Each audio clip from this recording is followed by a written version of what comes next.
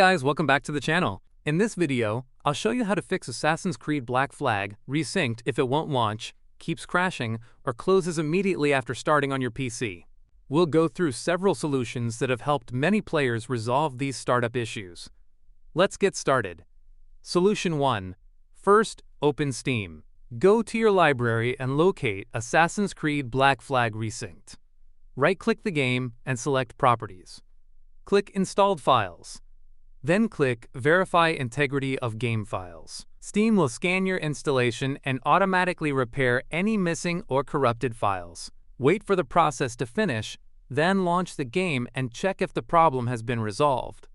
Solution 2. If the issue persists, right-click Assassin's Creed Black Flag Resynced in your Steam library and select Properties. Open the Installed Files tab and click Browse. When the game folder opens, right-click Assassin's Creed Black Flag Resynced.exe and select Properties. Open the Compatibility tab. Enable Run this program as an administrator. Also enable Disable Full-Screen Optimizations. Click Apply, then OK. Now launch the game again. Solution 3. Open the Start menu and type Device Manager. Open it. Expand Display Adapters. Right-click your graphics card and select Update Driver. Choose Search automatically for drivers. Wait while Windows searches for and installs the latest graphics driver. Once the update is complete, launch the game again. Solution 4. If your computer has an NVIDIA graphics card, open the Start menu and type NVIDIA App. Open the application. Click the Drivers tab. Then click Check for Updates. If a newer driver is available, download and install it.